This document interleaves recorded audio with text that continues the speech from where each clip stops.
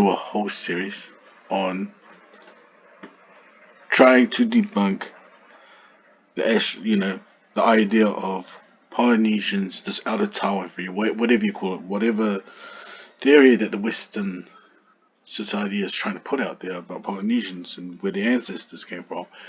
But someone sent me something very interesting, and it's all about the chin, the the rocker chin, whatever you call it, whatever they name it. I have no idea what it is, but this chin that you see right here is not seen with people in Africa. How do you see this type of chin in Taiwanese people? You will not see it even among, you probably see it in more East Asian. This is what I'm starting to get from reading this. But I have to go through this very quickly because I try to keep my videos under 10 minutes. But here's something very interesting, right? I'm starting to realize that the ancestors of the Polynesians came from these The Aleut people. were more concerned with type of social organization. Inuits. The Aleut were more concerned with rank and wealth than the Inuit were. And the reason why I say that the ancestors of the Polynesians came from the Inuits, this tribe, which is in Alaska or somewhere near the Americas, it's all making sense to me now. And it's because I was listening to the history of it, and it's very much aligned to the Polynesian way. Were more concerned with rank and wealth than the Inuit were. The Ranks. Toyons, or village chiefs, and the nobles under them demonstrated their rank through their possessions, such as shells or amber. Under the chiefs and nobles were commoners and slaves. Yeah. Look at that.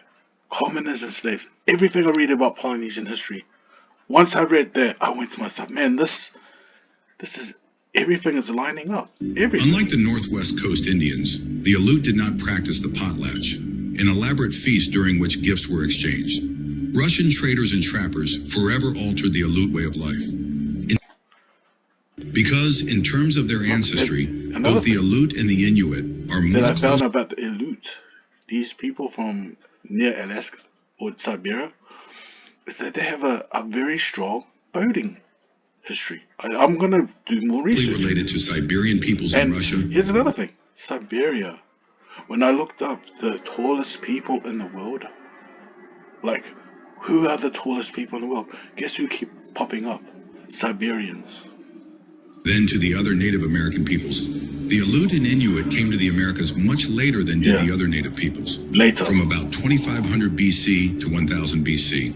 And they came by boat and not over the Bering Strait land bridge. Two main groups of Aleut established permanent villages on the Aleutian Islands coast. The Unalaska, closer to the mainland, and the Atka, farther west. Aleut culture resembles that of the Inuit, and scholars classify the two peoples in the Arctic culture area. See Arctic peoples. But because of their location, the Aleut also had cultural traits in common with Northwest Coast Indians, with whom they traded objects and shared ideas. Aleut economy was based on the sea. Aleut hunted the mammals of the ocean, such as sea otters, seals, sea lions, walruses, and whales. And they fished, especially for salmon and shellfish. They also hunted birds and gathered roots and berries. The Aleut lived in barabaras, large communal houses built over pits, with roof beams made from driftwood or whale bones and walls made from chunks of sod. The smoke hole in the roof or a separate passageway facing east served as a door. The houses were heated and lighted with stone oil lamps. Aleut kayaks or baidarkas. But we'll just carry on because it's gonna. But this is what you call that jawline. It's very different, right? And here we go. This is more evidence that you see right over here that the Polynesians has a largest amount of where it came from. But guess where? Where else? Yeah, Melanesia. That probably shows the content of Polynesia and Melanesia. Australia's got they've got the second, but look who's got the second highest, East Asia. And then Siberia and Nui, the Amons, not the Japanese. Look at that. Taiwan, 0. Inuit, look at that, 0. But look at that one right there, Aleut. Alaska, right here. Look, not there, not here. These races do not have that. So round here, you find a great connection to Polynesia. But for me, I feel like the Polynesians must have gave some of their genetics to the Melanesians, and the Melanesians must have gave some of those genetics to the people in Australia. That's where all the connection comes from. And right over here, we look at the database, the Polynesians. See, the Rockajoy, that's what it's called. This is where it predominates the most. This is where the jaw is more seen is within Polynesians. Okay, we just carry on.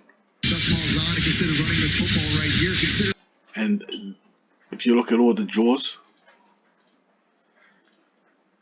that's pretty much the jawline that they're talking about, that most Polynesians have. So the Polynesian jawline would be that one there, concave. It's like really sticking out. Now what race has that? We'll soon find out. And what I found out was they found these bones in New Zealand,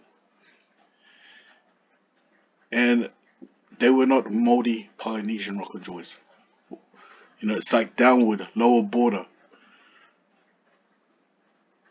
But these were jaw past the nose and brow is consistent with the Māori facial profile.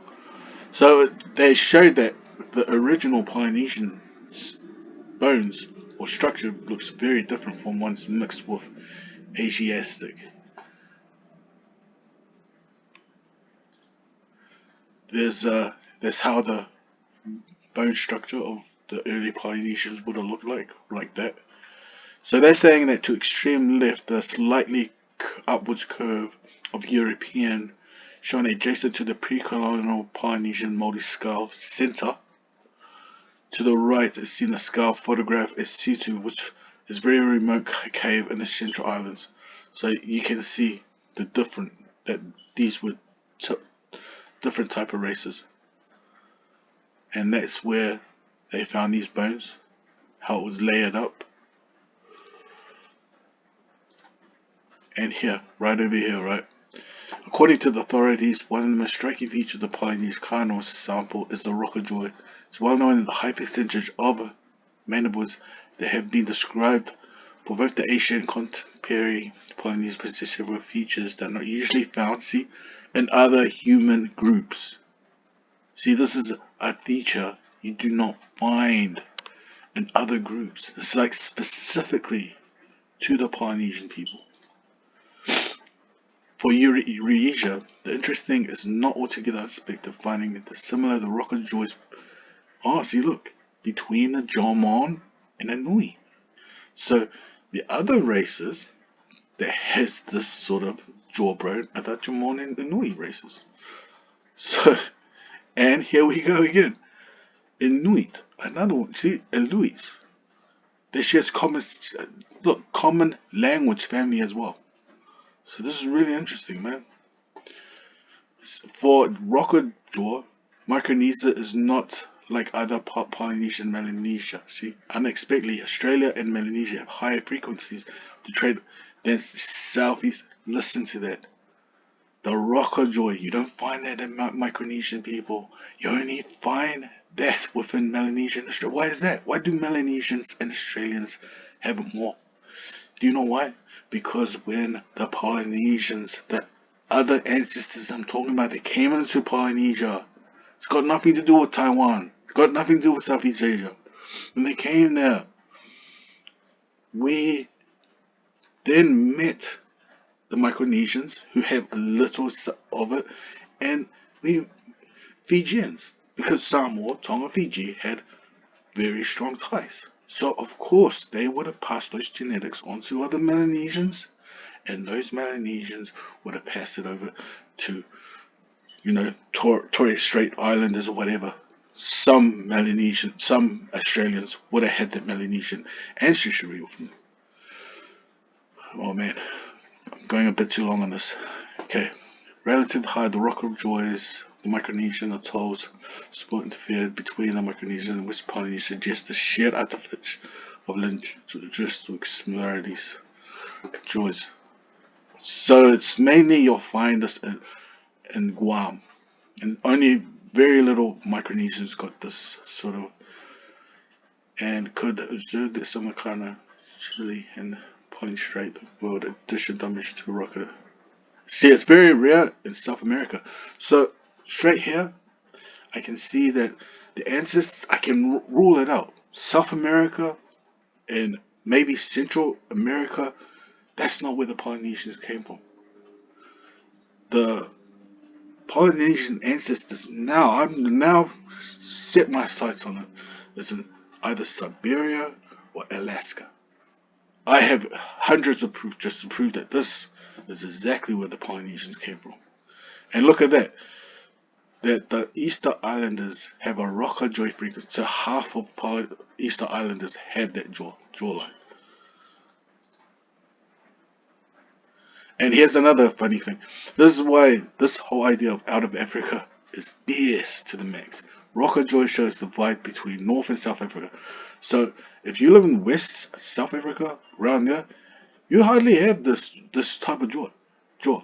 It's mainly found in North Africa, who are more Middle Eastern and more Arab. So Arabs and Middle Eastern people, they actually have that rocker jaw. Not as frequently as Polynesians, but they frequently will have that type of jaw.